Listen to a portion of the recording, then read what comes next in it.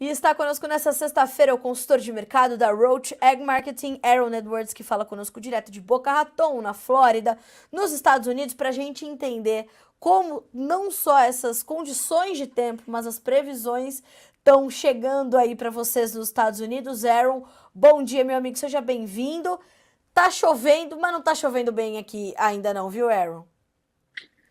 Isso é muito interessante e quando você olha o clima num outro país, você tem alguns relatos em primeira mão que ajudam e você tem as imagens climáticas. Sim. Então você não está sentindo os 40 graus, você não está vendo a planta ressecar, exceto em vídeos e esse tipo de coisa. Então é pouco mais distante. Da mesma forma, quando produtores do Brasil assistem vídeos da lavoura nos Estados Unidos, que está você não sente igual. Então, é sempre bom ouvir os relatos, né, tanto da entrevista quanto de outros amigos, clientes do Brasil. E, nossa, como é difícil ter um ano de desenvolvimento complicado na lavoura.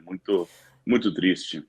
É muito triste e ontem mesmo eu falava com alguns produtores em Mato Grosso e eles diziam assim, Aaron, olha, Carla, não vai ser essa garoa que chegou aqui no Mato Grosso não que tá promovendo essa baixa em Chicago, essa realização de lucros tão forte. Como é que você avaliou o movimento de queda ontem, Aaron? Era esperado depois de tudo que a gente viu subir? Infelizmente, eu acredito que sim. Enquanto eu estava fazendo o meu mestrado, tinha uma frase que eu gostava bastante, gostei bastante, levo comigo até hoje, que fala que a pesquisa são dados com uma alma, né? Dados com uma história de vida para contar. E eu acho que seria bom ou pertinente tentar traduzir um pouquinho da opinião do mercado sobre o tamanho da safra brasileira. Vamos traduzir esses dados, esses números, para o que isso quer dizer. Então, 14 a 14,20, quando chegou março, maio, acima dos US$ 14, essencialmente você está falando, a expectativa é que os estoques finais, estoques de passagem dos estados do Brasil e do mundo, vão ser aproximadamente o que eles foram no ano passado.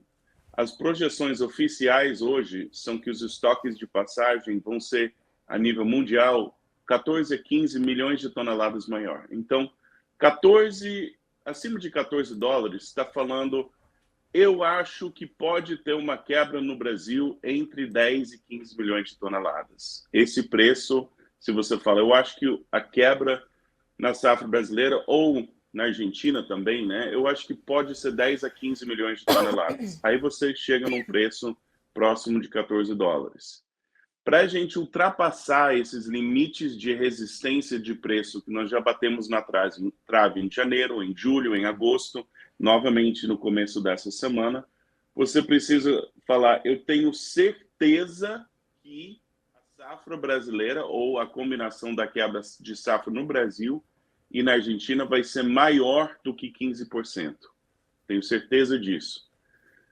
Eu entendo o emocional de estar no meio do calor do momento, da safra, mas vale a pena fazer cálculo. E nas suas projeções você fala, eu acho que pode ser uma quebra de 10 a 15 milhões, e se essa é a resposta, aí você vai chegar num preço próximo de 14, se o mercado concordar com você.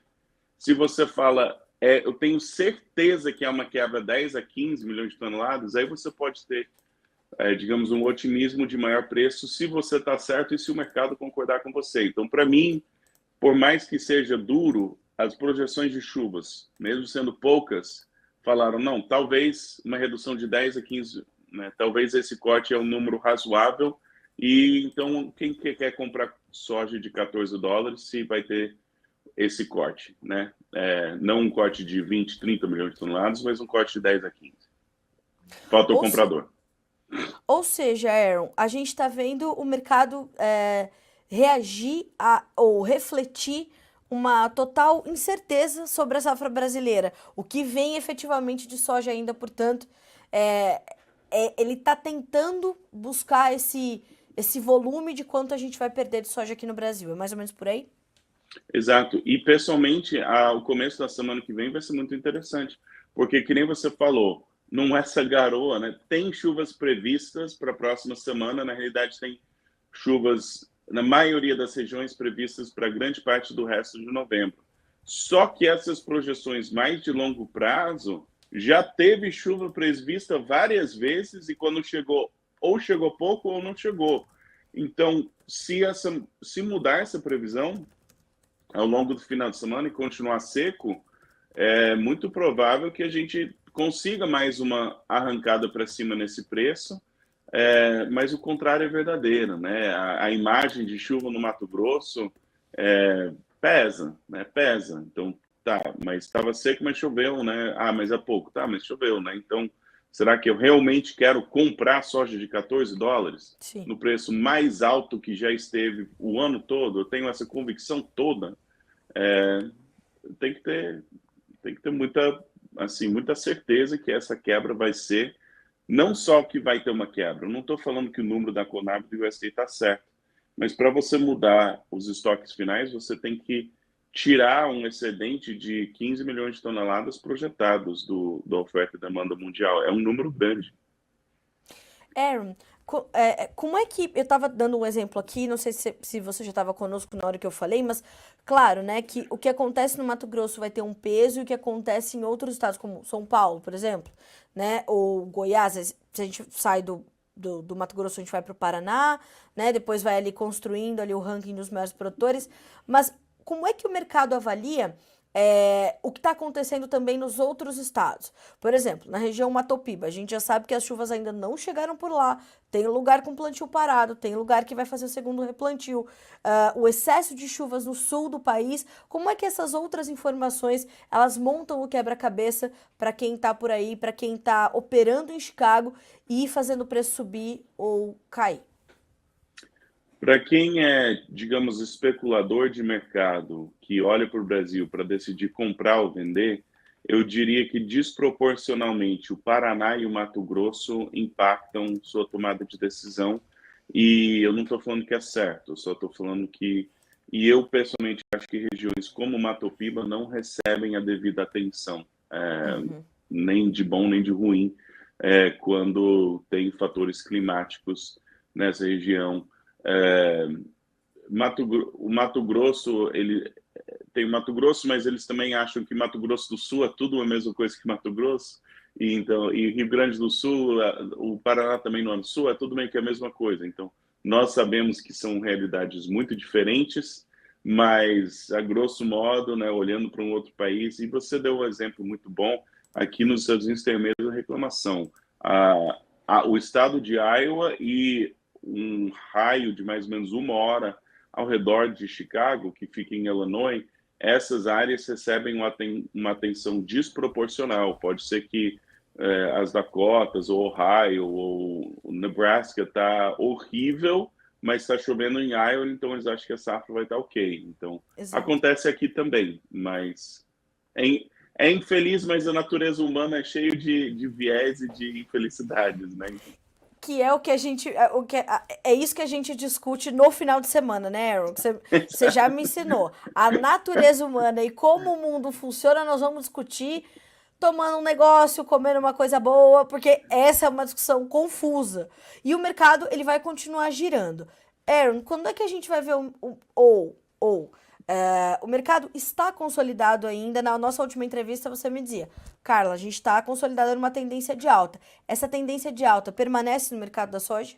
Ainda está intacta. E para você ter otimismo, a gente ainda pode recuar uns 20 pontos e ainda ter uma tendência de alta ainda sólida. Então, eu não... Hoje, na minha opinião, não é um momento de desespero. Perdeu, não fez... eu, como consultor, né, eu recomendei vendas próximas de 14 em janeiro, depois em julho, depois em agosto, depois, semana passada, chegamos próximo, essa semana foi um pouco melhor. Recomendei vendas em todas essas ocasiões e por que não vendeu, né? Isso, para mim, um mercado que te dá 2 oportunidades próximo da alta, na minha opinião, já é um mercado generoso. Talvez tenha mais uma pernada para cima, isso é possível, mas na minha opinião, boa gestão de risco, você já deveria ter vendido porcentagens razoáveis ou agressivas até, fazendo essa média ali próximo dos 14. Aí deixa, se tiver uma última pernada para cima, deixa para terminar as vendas. Vai vender um pouquinho da safra 25. É assim que eu trabalho, né? Como você sabe bem, vamos montar um plano, vamos ver qual preço faz sentido para a sua fazenda. Então, se a gente tiver outra oportunidade próximo de 14, para mim é para tirar o atraso das vendas e chegando numa porcentagem alta, boa, que você fala, não, vai estar tudo em dia no período da safra, que eu consegui travar próximo de 14, aí você pode talvez esperar um pouquinho mais para cima na última pernada, mas eu não apostaria tudo nisso, não. Aaron, a gente tem visto também, enquanto a gente está desenhando a oferta e a trancos e barrancos nesse país, porque eu estava dando aqui os relatos que eu colhi ontem de Mato Grosso, são assustadores, né? A gente tem problemas de todas as naturezas.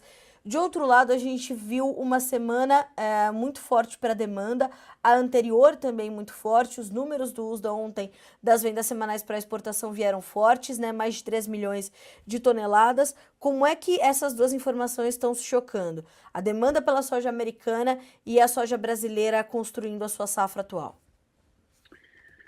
Se pelo lado da demanda, o farelo teve fortíssimos preços, até nas altas dessa semana, o preço do farelo estava próximo dos preços de julho, a última vez que teve tão alto foi em julho, e na ocasião a soja estava entre 15 e 16 dólares, eu acho que a alta da semana foi 15,80, se eu não me engano. Então, isso é com o preço atual do farelo. Então, o farelo deu uma recuada, tem motivo de acreditar que a demanda vai justificar preços maiores, mas o carro-chefe desse mercado é a oferta, porque o que acontece? Os estoques dos Estados Unidos, nível mais baixo dos últimos 5 anos, mas a nível mundial, a projeção oficial é que vai sobrar 15 milhões de toneladas. Então, se sobrar 15 milhões de toneladas, pressupõe-se que o mercado vai ser pior do que foi ano passado. Os preços vão ser mais baixos se sobrar mais soja, certo?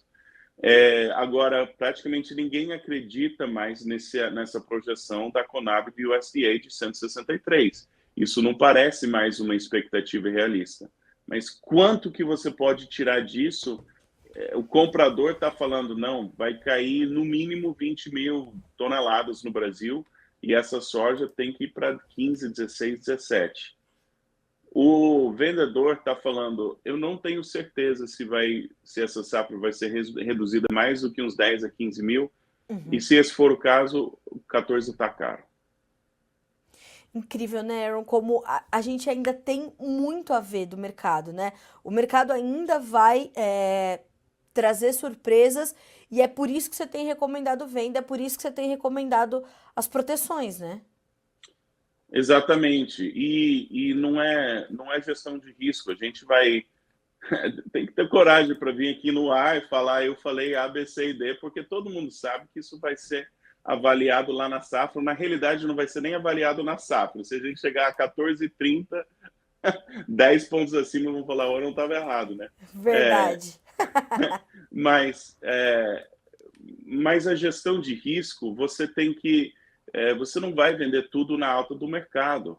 Se você vê as oportunidades de venda e consegue se colocar no terço superior do mercado, e se você vendeu agressivamente próximo dos 14 dólares, vai ser difícil você não estar no terço superior do mercado, independente no que acontecer nos próximos 2 a 3 meses. Isso é média, né? A gente já tem 12 meses em que esse foi a área superior do mercado.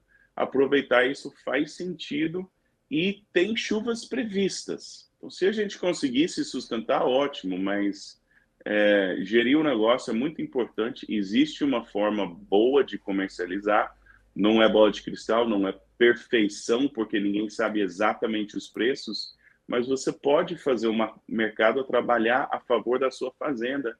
E faz muita diferença em 1, 2 semanas e faz um mundo de diferença em 1, 2, 3, 4 anos.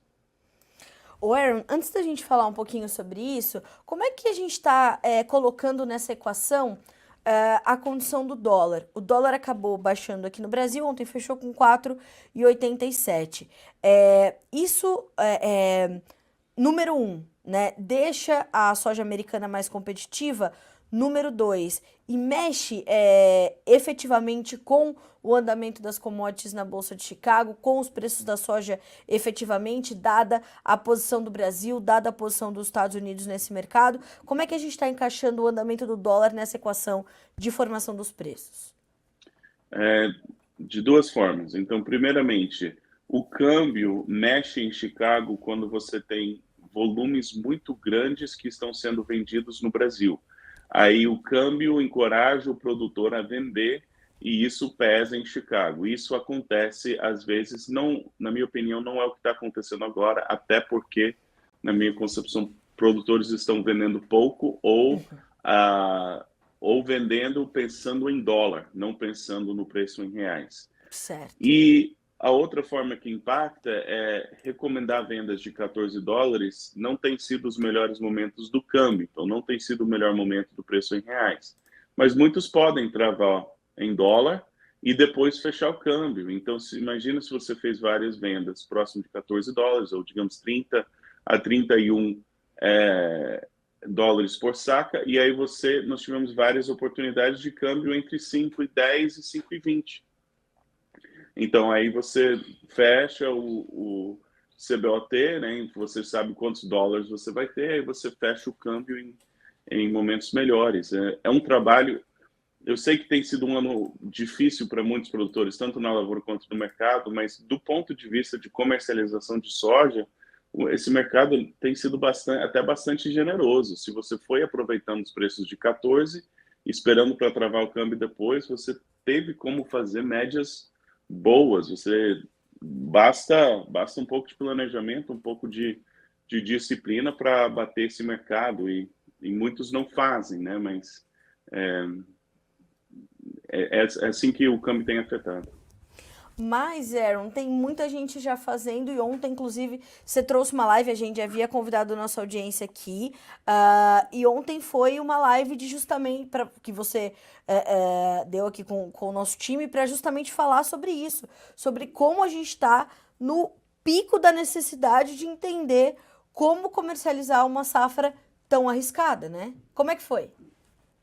A live foi uma delícia, sempre muito bom, né? Nós fizemos em setembro, foi um sucesso. Sim. Pediram mais, vamos fazer de novo. Então, foi gostoso, né? Foi um bate-papo aí com o João Batista e muita interação, muitas perguntas. E nós estávamos também vendendo, divulgando o curso Desenvolvendo Seu Plano Comercial. A hora de comercializar e a hora de priorizar a comercialização, especialmente num mercado tão volátil quanto esse, é agora. A hora de tirar dúvida, a hora de fazer o plano comercial é agora. Você pode estar falando, mas eu preciso cuidar da minha lavoura. Mas o mercado oscila 20% em 1, 2 semanas. Imagina se você pudesse mudar a tua produtividade no decorrer de 1 ou 2 semanas em 20%. Né? Esse é o efeito financeiro. Então, vale a pena você separar o tempo, vale a pena você fazer o curso. Eu sou suspeito, mas já teve resultados. Quem fez em setembro já fez vendas boas, já garantiu preços, né? O melhor preço disponível que nós tivemos depois da safra. Recomendei vendas, que foi em setembro, novamente nesses patamares próximos de 14. Recomendamos vendas semana passada, novamente no começo dessa semana, quando estávamos nesses preços altos. Então, é algo que se paga, é algo que precisa, merece atenção, merece o tempo e está corrido, então prioriza o que é importante, que a comercialização é crítico. Aaron, a gente tem uma pergunta aqui deixa eu recuperar, do André Marques. Ele diz assim, ó, pergunta: fiz uma venda de milho no mercado físico, vale a pena eu fazer uma call na B3 para tentar participar de uma suposta alta no milho no mês de março? O mercado do milho também tem estado bastante volátil e você fala sobre isso no seu curso também, né, Aaron?